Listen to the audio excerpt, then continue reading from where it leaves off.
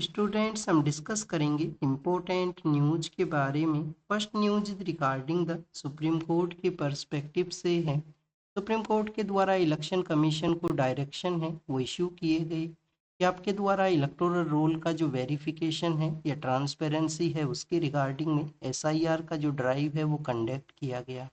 पर जब भी इस ड्राइव का जो टाइमलाइन आपको डिसाइड करना होता है तो वहाँ पे ग्राउंड रियलिटीज़ को भी कंसीडर है वो करना चाहिए। सो स्टूडेंट सुप्रीम कोर्ट के द्वारा यहाँ पे ग्राउंड रियलिटीज़ को कंसीडर करने के बारे में क्यों कहा गया, क्योंकि हमारी कंट्री के अंदर में लोड्स ऑफ डाइवर्सिटी है वो आपको देखने के लिए मिलेगा। किसी स्टेट के वहाँ पे जो पॉपुलेशन डेंसिटी है वो काफ़ी हायर नंबर्स के अंदर में है। किसी अदर स्टेट का जो जोग्राफिकल टेरियन है वो काफ़ी डिफरेंट है। वहाँ पे ड्राइव को एक टाइम बाउंड मैनर के अंदर कंडक्ट करना है वो पॉसिबल नहीं है। और आप देखिए कि कहीं पे एडमिनिस्ट्रेटिव इश्यूज हैं वो भी हो सकते हैं, जैसे कि केरल के रिगार्डिंग में हमने रीड किया था कि लोकल बॉडीज़ के जो इलेक्शन है वो वहाँ पे कंडक्ट होने थे और उसी दौरान में एसआईआर का जो ड्राइव है वो भी कंडक्ट किया गया। तो इन सब जो ग्राउंड रियलिटीज़ हैं, ग्राउंड इश्यूज हैं, उनको भी इलेक्शन कमीशन को कंसीडर करते हुए ही जो टाइमलाइन है उसको डिसाइड करना चाहिए। वन साइज फिट ऑल का जो पॉलिसी है वो यहाँ पे नहीं एग्जिस्ट करना चाहिए। स्टूडेंट्स एक क्वेश्चन है उसका हम यहाँ पे प्रैक्टिस करेंगे। काफ़ी बार एसआईआर ड्राइव के बारे में आपने इन आईडी कार्ड्स हैं उनके बारे में रीड किया होगा। तो सपोज कीजिए आपको कुछ आइडेंटिटी कार्ड्स हैं वो यहाँ पे मेंशन किए गए हैं। फर्स्ट आईडी कार्ड है आपका एपी कार्ड। सेकंड आपको यहाँ पे जो मेंशन किया गया है वो आधार कार्ड है।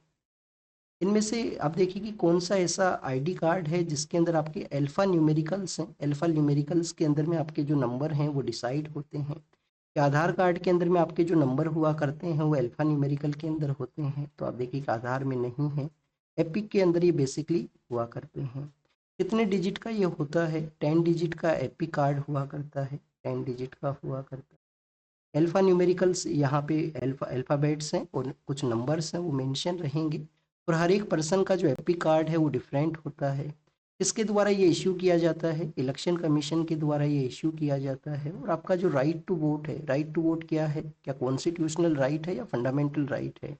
तो बेसिकली आप देखिए कि कोर्ट ने समय समय पे डिफरेंट डिफरेंट जजमेंट्स के अंदर में उसको ऑब्जर्व किया है। प्रेजेंट समय में एज ये वो स्टेचुटरी राइट के रूप से आपका अवेलेबल है। तो आपका जो राइट टू वोट का आपका स्टेचुटरी राइट है उसको भी एक्सरसाइज करने के रिगार्डिंग में एपी कार्ड का इम्पोर्टेंस है। आधार कार्ड आप देखिए कि कितने डिजिट का हुआ करता है आपका आधार कार्ड? 12 डिजिट का ये हुआ करता है। अल्फा न्यूमेरिकल है? अल्फा न्यूमेरिकल नहीं है, ओनली नंबर्स हैं। उसी के रूप से हर एक पर्सन के डिफरेंट नंबर हैं वो यहाँ पे होते हैं। और आधार के रिगार्डिंग में एक वर्चुअल आईडी का भी एक कॉन्सेप्ट हुआ करता है, वो 16 डिजिट का आपको मिलेगा वर्चुअल आईडी, जो बेसिकली आधार के पर्सपेक्टिव से। तो ये बेसिकली हमने एसआईआर ड्राइव के बारे में यहाँ पे रीड किया। हमारा जो इलेक्शन कमीशन है उनका रेस्पॉन्सिबिलिटी है कि समय समय पे जो इलेक्टोरल रोल है उसको वेरीफाई किया जाए, ट्रांसपेरेंट मैनर के अंदर में उसको सेटअप है वो किया जाए। इलेक्शन कमीशन के अदर यहाँ पे क्या इंपॉर्टेंट रोल हैं, जैसे कि आप देखिए कि जो कॉन्स्टिट्यूएंसी है उसको डिसाइड करना। समय समय पे जो कॉन्स्टिट्यूएंसीज हैं उनका जो रिजर्वेशन है उसको आप देखिए कि चेंज करना, उसको यहाँ पे अलग कॉन्स्टिट्यूएंसीज हैं उनको रिकॉग्नाइज करना। वो पॉलिटिकल पार्टीज के लिए गाइडलाइन है उसको प्रिपेयर करना। जो कैंडिडेट्स हैं उनको सिंबल है वो अलोकेट करना। पॉलिटिकल पार्टीज के जो सिंबल हैं उसके रिगार्डिंग में अपना जो जजमेंट है वो बताना कि अगर आपको नेशनल पार्टी का स्टेटस है तो आपका जो सिंबल है वो कंटिन्यूस यहाँ पे रहेगा या नहीं रहेगा। पॉलिटिकल पार्टीज में कोई दो फैक्शंस हैं वो क्रिएट हुए हैं तो वहाँ पे भी डिसाइड करना कि ओरिजिनल जो सिंबल है, ओरिजिनल जो पार्टी का जो नाम है वो किसके पास में रहेगा। तो इलेक्शन कमीशन का कुछ रिस्पॉन्सिबिलिटी है। रजिस्ट्रेशन ऑफ जो इलेक्टोरल जो पॉलिटिकल पार्टी हैं उनका रजिस्ट्रेशन का भी पावर इलेक्शन कमीशन को है। रिप्रेजेंटेशन ऑफ पीपल्स एक्ट का जो सेक्शन 29A है उसके थ्रू यहाँ पे। तो ये बेसिकली आप देखिए कि कुछ हमने जो बेसिक फंक्शंस हैं उनके बारे में यहाँ पे रीड किया। नेक्स्ट अगर हम रीड करें तो स्टूडेंट्स इंडिया और ओमान के पर्सपेक्टिव से हैं। इंडिया और ओमान के बोथ लीडर्स के द्वारा कंप्रीहेंसिव इकोनॉमिक पार्टनरशिप एग्रीमेंट है जिसको कि साइन किया गया। किस एग्रीमेंट को साइन किया गया है? Comprehensive economic comprehensive economic partnership agreement, CEPA। अब आप देखिए कि बाइलेटरल ट्रेड है उसको ये बूस्ट करेगा। बाइलेटरल ट्रेड को किस तरीके से बूस्ट करेगा कि जो ड्यूटी फ्री एक्सेस है उसको ये प्रोवाइड करेगा। जो टैरिफ है वो यहाँ पे रिड्यूस होंगे, चाहे वो इंडिया का यहाँ पे एक्सपोर्ट हो या इंडिया के लिए यहाँ पे इम्पोर्ट हो। प्रेजेंट समय के अंदर हमारा ओमान के साथ में जो बाइलेटरल ट्रेड है वो कितना यहाँ पे एग्जिस्ट किया करता है, तो आप देखिए कि हमारा जो बाइलेटरल ट्रेड है वो $10 बिलियन के आसपास है। कितना है स्टूडेंट्स? $10 बिलियन के आसपास है। इसमें हम इंपोर्ट और एक्सपोर्ट दोनों को इंक्लूड किए हैं, इंपोर्ट और एक्सपोर्ट दोनों को। अब अगर हम बात करें इंडिया के एक्सपोर्ट के बारे में, तो एक्सपोर्ट हमारा है 4 बिलियन। 4 बिलियन जिसके अंदर में $4 बिलियन हमारा एक्सपोर्ट है, और इंपोर्ट है वो कितना है? वो 6 बिलियन है।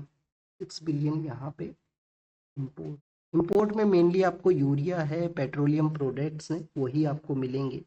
तो अब देखिए कि हमारा जो इंपोर्ट और एक्सपोर्ट है उसके अंदर में ये हेल्प करेगा। मैक्सिमम 98 या 99% के आसपास जो टैरिफ हैं उनको ये रिड्यूस करेगा, तो इंडियन प्रोडक्ट्स का एक फ्री एक्सेस रहेगा एक कंट्री के वहाँ पे। ओमान ने लास्ट टाइम 2006 के समय यूएस के साथ में जो बाइलेटरल एग्रीमेंट है उसको साइन किया था। ओमान के द्वारा लास्ट टाइम 2006 के समय में यूएस के साथ में जो बाइलेटरल एग्रीमेंट है वो साइन हुआ था। और उसके बाद में अब आप देखिए कि इंडिया के साथ में ही एग्रीमेंट है वो यहाँ पे किया गया है। इंडिया के लिए ओमान का इम्पोर्टेंस किस तरीके से है कि जो गल्फ कोऑपरेशन काउंसिल है, कि जो गल्फ के जो 6 कंट्रीज हैं उनमें आप देखिए कि फर्स्ट हमने यूनाइटेड अरब अमीरात के साथ में किया। यूनाइटेड अरब अमीरात के साथ में जो एग्रीमेंट है वो साइन किया 2022 के समय, कम्प्रीहेंसिव इकोनॉमिक पार्टनरशिप एग्रीमेंट। और अब हमने ओमान के साथ में ही यहाँ पे साइन किया। तो इस तरीके से शो करता है कि बोथ कंट्रीज का एक दूसरे के साथ में इम्पोर्टेंस है, एक दूसरे के साथ में जो बेटर रिलेशन है वो यहाँ पे एग्जिस्ट है। मेंस के एग्जाम के पर्सपेक्टिव से जिन पॉइंट्स को आपको यहाँ पे पता होना चाहिए, एक तो आप देखिए कि ओमान और अगर इंडिया के रिलेशंस के अगर हम इंट्रोडक्शन के बारे में रीड करें तो क्या बेटर इंट्रोडक्शन है वो आप यहाँ पे लिख सकते हो इन बोथ कंट्रीज के रिगार्डिंग में। अब देखिए कि दोनों कंट्रीज का एक तो जोग्राफिकली जो क्लोजनेस है, जोग्राफिकली क्लोजनेस किस तरीके से है कि जो गल्फ कंट्रीज हैं उनके ईस्टर्न ईस्टर्न एरिया के अंदर में ये सिचुएटेड। अगर आपको गल्फ कंट्रीज के वहाँ पे विजिट करना है तो ओमान आप देखिए कि सबसे नियर बाई एरियाज के अंदर वहाँ पे है। हिस्टोरिकली कनेक्शन है, हिस्टोरिकली जो टाइज हैं एंशियंट समय से ही आपको मिलेंगे। जैसे कि आप देखिए कि जो मानसून जो वर्ड हम यूज करते हैं, मानसून वर्ड का जो बेसिक मीनिंग यही था कि मौसम की वजह से, कि मानसून विंड्स जब चला करती थी साउथ वेस्ट जो हमारा मानसून है, तो उस दौरान में जो हमारा मिडिल ईस्ट के जो ट्रेडर्स हैं वो इस समय इंडिया के लिए विजिट है वो किया करते थे। तो आप देखिए कि नेचुरल जो यहाँ पे विंड्स का जो डायरेक्शन है वो उनके मूवमेंट को यहाँ पे हेल्प है वो किया करता था। उस समय उस तरीके से जो टेक्नोलॉजिकल एडवांसमेंट है वो नहीं था।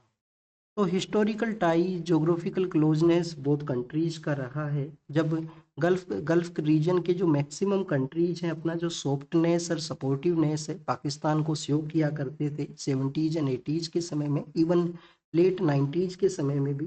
तो आप देखिए कि ओमान के द्वारा अपने जो डोर्स हैं वो इंडिया के लिए ओपन हैं वो किए गए थे। ओमान ने उस समय अपने जो डोर्स हैं उनको इंडिया के लिए ओपन किए थे।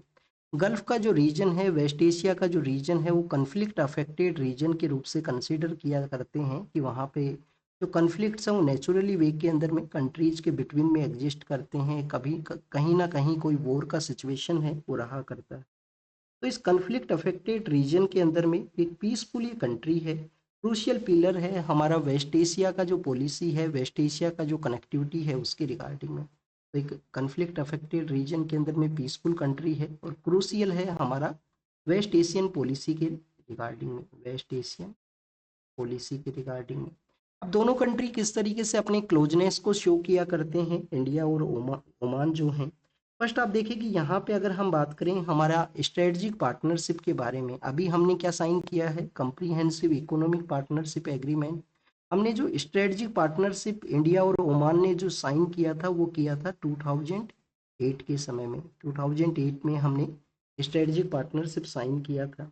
जब इंडिया में G20 का मीटिंग हुआ, इंडिया में G20 का मीटिंग हुआ 2023 के समय, तो हमने ओमान को इनवाइट है वो किया था। तो ये शो करता है कि इंडिया और ओमान है वो एक दूसरे के साथ में क्लोज यहाँ पे रिलेशन है। डिफेंस हमारा यहाँ पे एक इम्पोर्टेंट पिलर के रूप से इमर्ज हुआ है। डिफेंस हमारा इम्पोर्टेंट पिलर कैसे है? डिफेंस के रिगार्डिंग में आप देखिए कि बताया गया कि सिंस 2012-13 के आसपास, सिंस 2012-13 के आसपास से कंटिन्यूस हमारी जो नेवल शिप हैं उनका प्रेजेंस आपको गल्फ ऑफ ओमान में मिलेगा। कि पायरेसी को अगर आपको डील करना है, सी पायरेसी के जो इश्यूज हुआ करते हैं, तो हमारी जो नेवल फोर्स है उनका प्रेजेंस है गल्फ ऑफ ओमान के अंदर में। अभी रिसेंटली इजराइल हमास का जो कन्फ्लिक्ट है उस दौरान में होती रेबल ग्रुप्स के द्वारा रेड सी के एरिया के अंदर में काफ़ी सारी जो ट्रेड को कैरी आउट करने वाले जो शिप हैं उनको टारगेट किया गया था रेड सी के अंदर में। तो उसी दौरान में हमने ऑपरेशन संकल्प को लॉन्च किया था हमारी नेवल फोर्स के द्वारा, जिससे कि हमारा जो ट्रेड वेसल्स हैं उनको सेफली वे के थ्रू पास से वो किया जा सके। तो पायरेसी इश्यूज को डील करने के लिए हमारा जो नेवल फोर्स का प्रेजेंस है गल्फ ऑफ ओमान के अंदर में, जिसको सपोर्ट किया जाता है ओमान के द्वारा। नेक्स्ट आप देखिए कि हमारे यहाँ पे जो इंसास राइफल है, इंसास राइफल को क्या बोला करते हैं student? Indian small arms system. Indian small arms system जो इंसास राइफल्स हैं उनका फर्स्ट परचेजर भी ओमान ही बनता है। ओमान इसका फर्स्ट परचेजर है। लेकिन आप देखिए कि ओमान के वहाँ पे दक्कम नाम का एक पोर्ट है। पोर्ट का नाम आप जरूर से याद रखना, दक्कम ये पोर्ट है।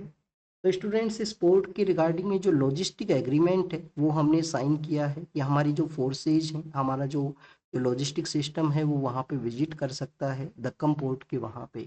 तो ये शो करता है कि बोथ कंट्रीज के डिफेंस पार्टनरशिप हैं, ट्रेड का रिलेशन भी एग्जिस्ट करते हैं, और बोथ कंट्रीज ने अब जो ट्रेड बैरियर्स हैं उनको रिड्यूस करने के लिए एक कम्प्रीहेंसिव इकोनॉमिक पार्टनरशिप एग्रीमेंट है उसको यहाँ पे साइन किया। एग्जाम के पर्पज से अब 2 पॉइंट और यहाँ पे हम रीड करेंगे। एक आप देखिए कि हमने गल्फ कोऑपरेशन काउंसिल के बारे में रीड किया है, तो इसके 6 कंट्रीज हैं वो कौन कौन से हैं? फर्स्ट कंट्री है स्टूडेंट सऊदी, सऊदी अरेबिया। फिर आप देखिए कि जो सेकंड कंट्री है वो है यूनाइटेड अरब अमीरात। ओमान है यहाँ पे, ओमान है। फिर आप देखिए कि कतर है, ओमान है, कतर है। कुवैत है, कुवैत है। और बहरीन है, बहरीन है। हेडक्वार्टर कहाँ पे है? रियाद के अंदर इसका हेडक्वार्टर है। और 1981 के समय ये सेटअप है वो हुआ था।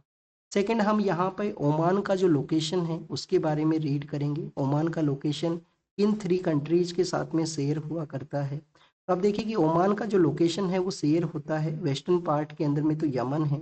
फिर आपको यहाँ पे यूनाइटेड अरब अमीरात है वो भी मिलेगा, और कुछ पार्ट के अंदर में आप देखिए कि सऊदी भी अपना एरिया है वो शेयर करता है। एटलास के अंदर में आपको इसका लोकेशन है वो जरूर से देखना है। नेक्स्ट अगर हम बात करें स्टूडेंट्स रसिया यूक्रेन कन्फ्लिक्ट के पर्सपेक्टिव से है। हमारे काफ़ी सारे लोग जो बेटर लाइफ एस्पिरेशन के लिए रसिया के वहाँ पे विजिट के लिए गए थे, जिनको कि आर्म्ड अफेक्टेड जो एरिया है जिसके अंदर डिप्लॉय कर दिया गया रशियन आर्मी के थ्रू में। तो 200 के आसपास इंडियन पर्सन हैं जिनको कि हायर किया गया है इस रसिया यूक्रेन कन्फ्लिक्ट के एरिया के अंदर में। अब स्टूडेंट्स 2024 के समय जब इंडियन पीएम रसिया के विजिट के लिए गए थे तो उस दौरान में डिस्कस किया गया था कि इन लोगों को वापस से लाया जा सके वहाँ से। और आपको रिसेंट ये पता होना चाहिए कि पीस प्रपोजल है उसके रिगार्डिंग में रशियन लीडर ने कहा है कि अगर वेस्ट एशियन कंट्रीज का जो पीस प्रपोजल है वो एग्जिस्टेंस में नहीं आता है तो मोर जो लैंड है उसको उनके द्वारा अनेक्स किया जाएगा यूक्रेन के वहाँ पे। रसिया का डिमांड ये है कि जो ईस्टर्न पार्ट ऑफ यूक्रेन का जो एरिया है, डोनबास का जो एरिया है, वो उनके उनके उनके कंट्रोल के अंदर में है और उसको उन्हीं का पार्ट है वो कंसीडर कर लिया जाए यूक्रेन के द्वारा। और यूक्रेन कुछ यहाँ पे प्रोविजन भी लेके आए कि नाटो नाटो का जो मेंबरशिप है वो नहीं लेंगे, तो उस समय पीस प्रपोजल है वो एग्जिस्टेंस में आ सकता है। नेक्स्ट अगर हम बात करें स्टूडेंट्स एमजी नरेगा एक्ट के बारे में है कि एमजी नरेगा एक्ट आप देखिए कि जिसको रिप्लेस करने के रिगार्डिंग में विकसित भारत गारंटी फॉर रोजगार आजीविका मिशन जो ग्रामीण नाम से यहाँ पे जो एक्ट है वो एग्जिस्टेंस में आया है, विकसित भारत गारंटी फॉर रोजगार आजीविका मिशन ग्रामीण। कौन सा मिनिस्ट्री है वो नोडल मिनिस्ट्री है इन इन यहाँ पे जो इन स्कीम्स के रिगार्डिंग में? तो ministry of rural development, ministry of rural development ये आपको जरूर से पता होना चाहिए। क्या चेंजेज हैं वो किए गए हैं? चेंजेज आपको पता होंगे कि 125 डेज का जो यहाँ पे एम्प्लॉयमेंट इंक्रीज किया गया है, 125 40 60 40 का जो फंडिंग का पैटर्न कर लिया गया जिसको स्टेट्स हैं वो कंसर्न करते हैं। और स्टूडेंट्स क्योंकि स्टेट्स का फाइनेंस कंडीशन भी है वो बेटर नहीं है, जीएसटी का रीस्ट्रक्चरिंग हुआ है, तो यहाँ पे कुछ ऐसे रीजंस हैं। सेंट्रल गवर्नमेंट है उसको सोल अथॉरिटी है। शांति का जो बिल है जो कि न्यूक्लियर पावर सेक्टर्स में जो हमारा प्राइवेट सेक्टर का पार्टिसिपेशन को इंक्रीज करेगा वो भी राज्यसभा से पास हुआ है। और यहाँ पे जो नया जो एमजी नरेगा को रिप्लेस करने वाला बिल है जो भी यहाँ पे पास हुआ है। नेक्स्ट अगर हम बात करें स्टूडेंट्स उड़ीसा के बारे में है, उड़ीसा के वहाँ पे आप देखिए कि लेजिस्लेटिव असेंबली के जो मेंबर्स हैं उनका सैलरी को हाइक किया गया था। अब उस डिसीजन को कंसीडर करने के लिए जो कुछ एमएलएज हैं उन्होंने ही यहाँ पे कंसीडर करने के लिए कहा कि पीपल्स का जो ओपिनियन है उसको देखते हुए जो सैलरी हाइक है उसको एक बार हमें कंसिडर है वो करना चाहिए। नेक्स्ट आप देखिए कि स्टूडेंट्स उड़ीसा के अंदर ही वो एरिया है जहाँ पे काफ़ी सारा जो पॉवर्टी है वो मिला करता है। कालाहांडी का जो एरिया है, ये आपने पी साईनाथ का एक किताब है everyone loves a good drought, तो आप देखिए कि उसके उसके अंदर में कुछ एरियाज का कंडीशंस है वो बताया गया है उड़ीसा के अंदर में कि कैसे वहाँ पे पॉवर्टी है वो एग्जिस्ट किया करती है। टुलिप्स के बारे में है, टुलिप्स आप देखिए कि फ्लावर्स हैं जिनके गार्डन्स एग्जिस्ट किया करते हैं। हमारा जो लुटियंस का एरिया है जो सेंट्रल दिल्ली का एरिया है वहाँ पे भी जो टुलिप्स है उनको लगाया जाएगा, तो उसी के बारे में मेंशन है वो किया गया। वैसे हमारी कंट्री के अंदर में जो टुलिप गार्डन है वो कहाँ पे एग्जिस्ट करता है, एक तो आप देखिए कि श्रीनगर के अंदर में है। श्रीनगर के वहाँ पे टुलिप गार्डन है, श्रीनगर के वहाँ पे टुलिप गार्डन है। टुलिप जो जो फ्लावर्स हैं ये कहाँ से ओरिजिनेट करते हैं, टर्की का जो एरिया है, टर्की के नियर बाई जो कंट्रीज हैं जिसमें लेवेंट जो नेशन है, ईस्टर्न पार्ट ऑफ मेडिटेरियन की जो नेशन है, कुछ यूरोप की जो कंट्रीज हैं, वहाँ पे आप देखिए कि ये जो टुलिप का जो बेसिकली जो फ्लावर है वो ओरिजिनेट करता है, बाद में अदर पार्ट ऑफ वर्ल्ड के अंदर में इसका जो एक्सटेंशन है वो मिलेगा। स्टूडेंट्स हमारी गवर्नमेंट के द्वारा रिसेंटली एक टुलिप नाम से एक इनिशिएटिव लॉन्च किया गया था, ट्रेडिशनल जो आर्टिशंस हैं उनका अपलिफ्टमेंट एंड लाइवलीहुड प्रोग्राम। एक टुलिप इनिशिएटिव है जो एग्जिस्टेंस में आया था रिसेंटली हमारी गवर्नमेंट के द्वारा। ट्रेडिशनल जो आर्टिशंस हैं उनका अपलिफ्टमेंट भी करना है, लाइवलीहुड का प्रोग्राम था। इस मिनिस्ट्री के अंडर में है ये बेसिकली ये टुलिप जो इनिशिएटिव है, ministry of social justice, ministry of social justice. Tamil Nadu के जो सीएम हैं उन्होंने प्राइम मिनिस्टर को लेटर लिखा है कि यूएस के द्वारा जो 50% का यहाँ पे टैरिफ इंक्रीज हुआ है उनकी स्टेट को लार्जर वे के अंदर में इम्पैक्ट है वो किया है। उनकी स्टेट को किस तरीके से इम्पैक्ट किया है, आप देखिए कि डेली जो 60 करोड़ का जो रेवेन्यू है, डेली 60 करोड़ का रेवेन्यू जनरेट हुआ करता था, उसका यहाँ पे डिक्लाइन बताया गया है। इन्होंने मेंशन किया कि जो 28% के आसपास जो हमारे कंट्री का जो गारमेंट्स का जो एक्सपोर्ट है वो तमिलनाडु के वहाँ से ही हुआ करता है, तो उसके बारे में इनका यहाँ पे मेंशन है। बेसिकली स्टूडेंट तमिलनाडु के अंदर में कुछ ऐसे एरियाज हैं जो इंडस्ट्रियल हब्स के रूप से डेवलप हुए थे, जिनको कि हम कोंगू रीजन के नाम से भी जानते हैं। कोंगू रीजन का एक एरिया है जहाँ पे जो ट्रेडिशनल जो इंडस्ट्रियल हब हैं वो डेवलप हुए थे, जो यूएस को एक्सपोर्ट हैं वो किया करते थे। कौन से ऐसे रीजन्स हैं वो बेसिकली, तो आप देखिए कि एरिया के रिगार्डिंग में त्रिपुर का एरिया है, त्रिपुर है। त्रिपुर के अलावा आप देखिए कि कोयम्बटूर है, कोयम्बटूर है, इरोड है, करूर है, और कुछ पार्ट इस कोंगू रीजन के अंदर में कर्नाटका और केरला के भी आया करते हैं। तो उन एरियाज में इंडस्ट्रियल हब्स डेवलप होने की वजह से इकोनॉमी का जो बेटर यहाँ पे रेवेन्यू जनरेट है वो हुआ करता था। तो इस इम्पैक्ट को कैसे रिजोल्व किया जाए, इसके रिगार्डिंग में जो तमिलनाडु के जो सीएम है उन्होंने लेटर है वो लिखा है।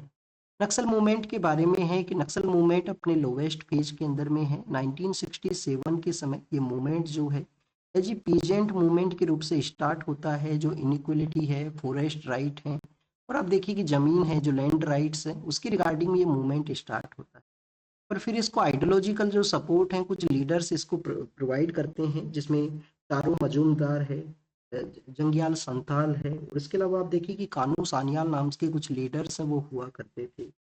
बाद में स्टूडेंट्स आंध्रा, ये जो नक्सलबारी का जो एरिया है वो वेस्ट बंगाल के वहाँ पे बिलोंग किया करता है। बाद में ये जो मूवमेंट का जो मेन प्रेजेंस है वो आपको आंध्र प्रदेश के अंदर में श्रीकाकुलम का जो एरिया है वहाँ पे ये इमर्ज होता है 90s 80s के समय में, श्रीकाकुलम के एरिया के अंदर में। फिर आप देखिए कि उसी आंध्र प्रदेश के अंदर में ग्रे हाउंड नाम का जो फोर्स है उसको डेवलप किया जाता है जिससे कि इसको एलिमिनेट कर दिया जाए।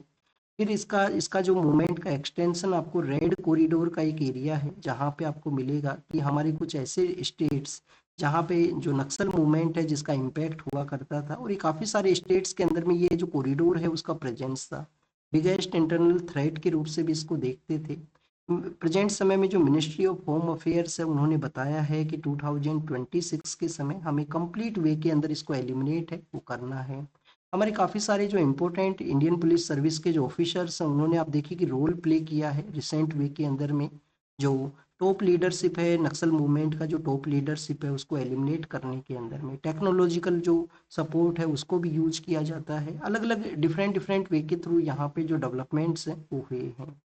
नेक्स्ट अगर हम बात करें स्टूडेंट्स, हमारे जो इसरो के फॉर्मर चीफ हैं उन्होंने इनोवेशन के रिगार्डिंग में कहा कि जो एरोस्पेस के अंदर में स्टार्टअप्स हैं उनको ट्रेडिशनल अप्रोच को नहीं कैरी आउट करना चाहिए, मोर इनोवेटिव उनका यहाँ पे होना चाहिए, जिससे कि हम बेटर यहाँ पे डेवलपमेंट है वो कर सकें। केरल के वहाँ पे एक फोर्ट का नाम है बेकाल फोर्ट, उसको मूवीज के अंदर में बताया गया है कि कैसे उस फोर्ट को यूज किया जाता है मूवीज के अंदर में बेटर यहाँ पे लोकेशन का जो इम्पोर्टेंस है मूवी के अंदर में उसका मेंशन है। बेकाल फोर्ट आपको पता होना चाहिए कि केरल का जो खासरगोड का एरिया है, केरल का जो नॉर्दर्न पार्ट के अंदर में जो खासरगोड का एरिया है वहाँ पे ये सिचुएटेड है। और स्टूडेंट्स मेडिवल एरिया का मेडिवल का जो समय है उस समय का ये फोर्ट है। कभी टीपू सुल्तान है उनके द्वारा भी वहाँ पे जो वाटर रिजर्वोयर है उसका डेवलपमेंट है वो किया गया था। टीपू सुल्तान के द्वारा वाटर रिजर्वोयर का डेवलपमेंट हुआ था इस बेकाल फोर्ट के एरिया में। नेक्स्ट अगर हम बात करें स्टूडेंट्स, उत्तर प्रदेश का जो तराई का एरिया है जो कि नेपाल के साथ में अपना एरिया शेयर किया करता है, बहराइच जो डिस्ट्रिक्ट है, बहराइच बहराइच डिस्ट्रिक्ट के वहाँ पे क्या हुआ कि वोल्फ के द्वारा अटैक है वो किया गया है। वोल्फ के द्वारा 2024 के समय भी अटैक है वो हुआ था। अब आप देखिए कि फिर से जो अटैक के जो केसेज हैं वो सामने आए हैं प्रीवियस कुछ मंथ के दौरान में। वोल्फ का अटैक अब यहाँ पे क्यों हुआ है, क्या बेसिक रीजंस हैं स्टूडेंट्स? एक तो आप देखिए कि वहाँ पे एक रिवर फ्लो किया करती है, रिवर का नाम क्या है, घाघरा नाम का जो नदी है, घाघरा रिवर है, उसका एक ट्राइब्यूटरी है सरयू। सरयू जो कि अयोध्या के वहां से भी पास करती है, अयोध्या उसी के बैंक के ऊपर सिचुएटेड है। तो नेचुरली आप देखिए कि रिवर का यहाँ पे पास करना उन वोल्व के प्रेजेंस को इंक्रीज करता है। फिर रिवर के अंदर में उनको प्रे है वो मिलता है, उनको खाने के लिए जो मिला करता है उनके फूड कंज्यूम के रिगार्डिंग में। इस एरिया के अंदर में जो शुगर केन के जो खेत हैं उनका उनका प्रेजेंस होना वो भी यहाँ पे एक रीजन बनता है कि वो अटैक करने के बाद में इजीली वे के थ्रू हाइड करते हैं शुगर केन के उन एरियाज के अंदर में। तो स्टूडेंट्स ये कुछ ऐसे रीजन्स हैं जिसकी वजह से यहाँ पे वोल्व का प्रेजेंस आपको मिलेगा। उस समय में ऑपरेशन भेड़िया नाम से एक ऑपरेशन लॉन्च किया गया था उत्तर प्रदेश का जो फॉरेस्ट डिपार्टमेंट है उनके द्वारा। ऑपरेशन भेड़िया के थ्रू इसको एलिमिनेट करने का कोशिश है वो किया गया, फिर से यहाँ पे केसेज आए हैं तो फिर से ऑपरेशन भेड़िया है उसको लॉन्च किया जाए और यहाँ पे वुमेन्स को जो कन्फ्लिक्ट है उससे रिजोल्व है वो किया जाए। स्टूडेंट्स इस एरिया के अंदर में कुछ प्रोटेक्टेड एरियाज हैं वो भी सिचुएटेड हैं। बहराइच लखीमपुर खीरी का जो एरिया है वहाँ पे कौन से प्रोटेक्टेड एरिया हैं, दुधवा टाइगर रिजर्व है, दुधवा टाइगर रिजर्व है।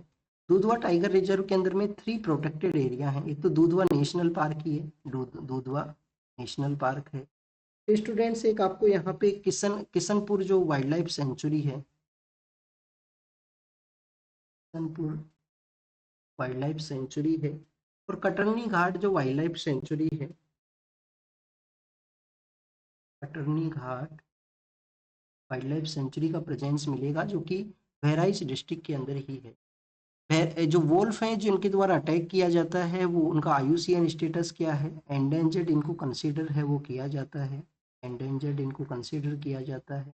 हमारा जो वाइल्ड लाइफ प्रोटेक्शन एक्ट है, वाइल्ड लाइफ प्रोटेक्शन एक्ट 1972, उसके शेड्यूल 1 के अंदर में इनको प्रोटेक्ट है वो किया गया है। नेक्स्ट आप देखिए कि सिर्फ उत्तर प्रदेश के अंदर ही इनका प्रेजेंस नहीं है, राजस्थान है, महाराष्ट्र है, गुजरात है, उड़ीसा के भी कुछ पार्ट हैं, झारखंड, छत्तीसगढ़, वहाँ पे भी वोल्फ का जो प्रेजेंस है, झारखंड है, छत्तीसगढ़ है, वहाँ पे भी वोल्फ का जो प्रेजेंस है वो मिला कर, जिसको कि हिंदी के अंदर में भेड़िया के नाम से जानते हैं। नेक्स्ट अगर हम बात करें स्टूडेंट्स, यहाँ पे जो हमारा एक्सपोर्ट इंक्रीज हुआ है उसके बारे में मेंशन किया गया। एक्सपोर्ट इंक्रीज हुआ है तो जो ट्रेड डेफिसिट है वो यहाँ पे रिड्यूस होगा। इसके अलावा रुपी का जो डेप्रिसिएशन है उसके भी रोल को यहाँ पे बताया गया, और ओवरऑल हमारा इंपोर्ट भी यहाँ पे रिड्यूस है वो हुआ है, जिसकी वजह से एक्सपोर्ट जो ट्रेड डेफिसिट के जो नंबर्स हैं उसमें बेटर रिजल्ट्स हैं वो यहाँ पे मिले हैं। तो स्टूडेंट्स आर्टिकल 41 को यूज करते हुए जो अपोजिशन की जो पॉलिटिकल पार्टी है उनके लीडर के द्वारा एक आर्टिकल लिखा गया कि एमजी नरेगा को रिप्लेस करने वाला जो यहाँ पे जो गारंटी फॉर रोजगार एंड आजीविका मिशन है ग्रामीण का, जो ये बेसिकली कैसे यहाँ पे जो बेसिक राइट्स हैं, जो वर्कर्स का जो वर्किंग के जो राइट है उनको ये डिप्राइव करता है, उसको ये रिड्यूस करता है। आर्टिकल 41 है वो क्या है? आर्टिकल 41 बेसिकली मेंशन करता है कि स्टेट का रेस्पॉन्सिबिलिटी है कि with in the limit of economic capacity development के रिगार्डिंग में यहाँ पे इफेक्टिव जो प्रोसेस है उसको सेटअप करना चाहिए, जिससे कि राइट टू वर्क है उसको कैरी आउट है वो किया जा सके। नेक्स्ट अगर हम बात करें स्टूडेंट्स, यहाँ पे बेसिकली उन्हीं प्रोविजंस के बारे में है जिनको हम ऑलरेडी रीड कर चुके हैं कि कैसे यहाँ पे 125 डेज हैं उनको इंक्रीज किया गया। ओनली 10% लोग हैं जो कंप्लीट डेज का यूटिलाइजेशन है वो कर पाते हैं। सेंटर को मोर पावर दे दिया गया। तो जो डिसेंट्रलाइजेशन का प्रोसेस है, डेमोक्रेटिक डिसेंट्रलाइजेशन, उसको ये रिड्यूस करेगा, और कैसे सेंटर का जो यहाँ पे इंटरवेंशन है वो रहेगा। नेक्स्ट आप देखिए कि शांति बिल के बारे में है। शांति बिल के बारे में यहाँ पे यही मेंशन किया गया कि जो कंट्रीज डेवलपमेंट का फेज में है उनका पर कैपिटा जो एनर्जी कंजप्शन है, पर कैपिटा एनर्जी कंजप्शन है वो काफ़ी ज़्यादा हाई है। एनर्जी कंजप्शन काफ़ी ज़्यादा हाई है। यहाँ पे बताया ये गया कि बेसिकली आप देखिए कि जो हमारा जो होम का बेसिकली वर्क है उसके अंदर भी एनर्जी का डिमांड इंक्रीज हुआ है। कॉमर्शियल एक्टिविटीज़ में एनर्जी का डिमांड है वो इंक्रीज हुआ है। प्रिमिटिव जो मैन था, जो आदिवासी जो आदमी था, उसके पास में आप देखिए कि फूड की रिगार्डिंग में उनको एनर्जी का रिक्वायरमेंट हुआ करता था। फूड उनका बेसिक पर्पज हुआ करता था कि मैन वहाँ पे हंटर एंड गैदरर के रूप से एग्जिस्ट किया करता था। प्रेजेंट समय में जो ह्यूमन बीइंग है उसका आप देखिए कि होम के अंदर में डिफरेंट एरियाज में आपको एनर्जी का रिक्वायरमेंट है। लैपटॉप के रिगार्डिंग में आप जो एक क्लास देख रहे होगे उसमें आपको देखिए कि फ़ोन, मोबाइल, लैपटॉप जो भी आप यूज करते हो उसके अंदर में, कॉमर्शियल एक्टिविटीज़ के अंदर में आप कोई भी वर्क करते हो, कोई भी मशीन है उसको यूज करते हो, तो उसमें भी आपको जो एनर्जी है उसका रिक्वायरमेंट रहेगा। इंडिया का पॉपुलेशन जो कंटिन्यूस इंक्रीजिंग सिचुएशन में है, डिमांड यहाँ पे इंक्रीज होगा। डेवलप्ड कंट्रीज के अकॉर्डिंग में हमें एनर्जी का जो पर कैपिटा डिमांड है उसको भी इंक्रीज करना है। न्यूक्लियर सेक्टर जो कि one kind of clean sector है, डिकार्बोनाइज करने के अंदर में भी हेल्प करेगा और एनर्जी की डिमांड को भी इंश्योर करने में हेल्प करेगा। तो प्राइवेट सेक्टर का जो पार्टिसिपेशन है वो यहाँ पे इम्पोर्टेंट था, जिसके लिए जो शांति बिल आया है वो यहाँ पे उसका एक इम्पोर्टेंट रोल है वो रहेगा। ध्रुव 64 जो माइक्रो प्रोसेसर है उसके बारे में है। सी डैक के द्वारा इसको डेवलप है वो किया गया है। किसके द्वारा डेवलप किया गया है स्टूडेंट? सी डैक जो मिटी मिनिस्ट्री के अंडर में है। तो बेसिकली आप देखिए कि यहाँ पे ध्रुव 64 माइक्रो प्रोसेसर के बारे में, तो ये एक इंडिजीनियस माइक्रो प्रोसेसर है जिसको सी डैक जो centre for development of advance and computing है मिटी के अंडर में, उसके माइक्रो प्रोसेसर प्रोग्राम के थ्रू इसका डेवलपमेंट हुआ है। एम यही है कि पोर्टफोलियो जो है, पोर्टफोलियो किसके लिए? डिजिटल इंडिया का जो RISC नाम का एक इनिशिएटिव है उसके थ्रू जो portfolio based micro processor industry है, मिलिट्री है, और जो कंज्यूमर टेक्नोलॉजी है उसके रिगार्डिंग इसको यूज है। अब आप देखिए कि कुछ हमारे यहाँ पे इंसेंटिवाइज स्कीम भी हैं। चिप फॉर स्टार्टअप नाम का एक प्रोग्राम चलाया गया था 250 करोड़ का, जिसको 5 ईयर के रिगार्डिंग में 250 करोड़ हैं वो दिए जाएंगे, जिसमें हमको जो माइक्रो प्रोसेसर हैं, जो चिप हैं, उनका डेवलपमेंट है वो करना है। नेक्स्ट अगर हम बात करें डिफेंस टाइज के बारे में है, जो नीदरलैंड है उसके लीडर के साथ में डिस्कशन हुआ है हमारे डिफेंस मिनिस्टर का। इंडियन ओशियन का जो रीजन है, इंडियन ओशियन के रीजन को रूल बेस्ड वे के अंदर डेवलप किया जाए, ये नीदरलैंड के द्वारा कहा गया। NCST national commission for scheduled tribe जो है, जो कि आप देखिए कि आर्टिकल कौन सा है? आर्टिकल 338A है, जिसके अंडर में यहाँ पे उनके द्वारा मेंशन किया गया कि ट्राइबल बॉय का जो मर्डर हुआ है यूनिवर्सिटी कैंपस के अंदर में, वो इसको इन्वेस्टिगेट करेंगे। तो क्वासी जुडिशियल वे के अंदर में ये वर्क को किया करते हैं। शेड्यूल्ड ट्राइब का जो राइट्स हैं उनको इंश्योर करने के लिए 1971 के समय हमारी फोर्सेज के इम्पोर्टेंट रोल के थ्रू बांग्लादेश का लिबरेशन होता है। बट बांग्लादेश में जिस तरीके से रेडिकल ग्रुप्स ने पावर को टेक ओवर किया है, तो हमारे जो relations one of the lowest situation के अंदर में है बांग्लादेश के साथ में। वहाँ पे पॉलिटिकल सिचुएशन बेटर नहीं है। वहाँ पे आप देखिए कि अभी वायलेंस हुआ है कल, आज का जो रात है वहाँ पे काफ़ी ज़्यादा वायलेंस हुआ है। न्यूज़पेपर्स उनकी बिल्डिंग को आप देखिए कि वहाँ पे जला दिया गया है और माइनॉरिटी कम्युनिटी को टारगेट है वो भी किया गया। एड होक जो जजेस हैं जिनके बारे में हाई कोर्ट के वहाँ पे आर्टिकल 224 ए के अंदर में मेंशन है, हाई कोर्ट के जो चीफ जस्टिस हैं उनको पावर है कि एड होक जज हैं उनका अपॉइंटमेंट है वो किया जाए। बट आप देखिए कि एड होक जज जो है वो एज ए जूनियर जज के रूप से यहाँ पे सिट करें, ये उनका उनका यहाँ पे इंटरेस्ट वो नहीं है, ये सीजीआई के द्वारा मेंशन किया गया।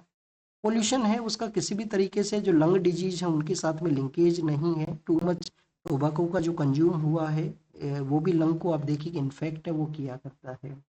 तो यहाँ पे जो कपल्स हैं जो लिविंग के अंदर में रहा करते हैं तो आप देखिए कि उनको अगर उनका मैरिटल स्टेटस नहीं है, अगर उनके द्वारा शादी है वो नहीं किया गया, तो भी आप देखिए कि स्टेट का रिस्पॉन्सिबिलिटी है कि जो कपल्स हैं उनको यहाँ पे प्रोटेक्ट किया जाए अगर उनके किसी तरीके से सिक्योरिटी के इश्यूज हैं। साहित्य अकेडमी जिसके अंदर में 4 अकेडमीज आया करते हैं, जुलाई के समय में एक एमओयू है वो साइन होता है जो अवार्ड्स हैं उनके डिस्ट्रीब्यूशन के रिगार्डिंग में। और आप देखिए कि जो 24 लैंग्वेज हैं, 22 तो हमारा शेड्यूल लैंग्वेज है, 2 एडिशनल लैंग्वेज हैं वो कौन सा है? 22 तो आप देखिए कि 8 शेड्यूल के अंदर में मेंशन लैंग्वेज हैं, 2 एडिशनल हैं, एक तो इंग्लिश है एक राजस्थानी है। तो इन 24 लैंग्वेज में लिटरेरी अवार्ड्स हैं वो दिए जाते हैं जिनको कि कैंसिल किया गया है। आने वाले समय में मिनिस्ट्री ऑफ कल्चर का जो गाइडलाइन है जो एमओयू साइन हुआ था उसी के बाद में अवार्ड्स हैं वो फिर से अनाउंस यहाँ पे होंगे। तो क्लोज जो पार्टनर होता है वुमेन का, उसी का आप देखिए कि वायलेंस के अंदर में एक बहुत इंपॉर्टेंट रोल है वो हुआ करता है। मैक्सिमम टाइम जो वायलेंस कमिट होता है वुमेन के अगेंस्ट में क्लोज पर्सन के द्वारा, जो इंटीमेट पार्टनर है उन्हीं के द्वारा यहाँ पे किया जाता है। तो इस इश्यू को भी रिकॉग्नाइज करने का ज़रूरत है as a public health crisis के रूप से, कि जो न्यूट्रिशनल जो यहाँ पे डिमांड है उसके अलावा यहाँ पे ये भी डिमांड होना चाहिए कि इंटीमेट पार्टनर का जो वायलेंस है उसको भी रिकॉग्नाइज वो किया जाए वुमेन्स के पर्सपेक्टिव से। कमीशन फॉर आप देखिए कि जो हमारा कमीशन है consumer competitive commission for India, उनके द्वारा इंडिगो के द्वारा जिस तरीके से डिस्टरबेंस हुआ, क्या उसको मार्केट का एडवांटेज लेने का कोशिश तो नहीं किया गया है। और काफ़ी बार आप देखिए कि जो ये जो कंपटीशन कमीशन ऑफ इंडिया है वो पेनल्टी को भी इम्पोज किया करता है कुछ ग्रुप्स अगर यहाँ पे एडवांटेज मार्केट का लेने का कोशिश किया जाए।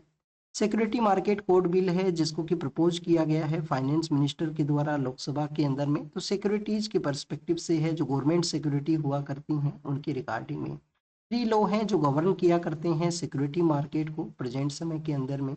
नेक्स्ट आप देखिए कि यूक्रेन के बारे में मेंशन किया गया कि ड्रोन अटैक की वजह से कुछ यहाँ पे यूक्रेनियन ड्रोन अटैक हुआ है रसिया के अंदर में जिसमें कुछ लोगों का डेथ है वो हुआ है। बांग्लादेश के अंदर में फिर से सिचुएशन है वो बेटर नहीं है। बांग्लादेश के जो 24 के जो यहाँ पे अपराइजिंग के जो लीडर थे उनका डेथ हुआ है सिंगापुर के वहाँ पे। फिर आप देखिए कि स्टूडेंट्स यहाँ पे बेसिकली जो नोबल फाउंडेशन है, तो जूलियन असांज हैं उनका नोबल फाउंडेशन के अगेंस्ट में केस के बारे में मेंशन है। और प्लिट्जर प्राइज के जो विनर है उनका डेथ हुआ है उसका यहाँ पे मेंशन किया। नेक्स्ट अगर हम बात करें ताइवान के बारे में है, जो ताइवान स्टेट जो सेपरेट करता है ताइवान को चाइना के मेनलैंड से। और आप देखिए कि कभी यूएस ने ताइवान को चाइना का पार्ट के रूप से रिकॉग्नाइज किया था, अब ताइवान को जो जो डिफेंस सपोर्ट है वो दिया गया है जिसको कि चाइना ने अपने कंसर्न्स रेज किए हैं।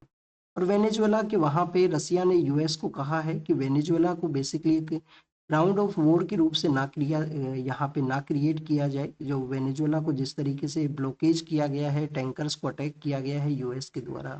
तो this is all the information related to the today's newspaper. आप इसको रीड कीजिए, रिवाइज कीजिए, जो भी इंफॉर्मेशन आपको मिला है उसको नोट डाउन कीजिए। Thank you students, thank you very much.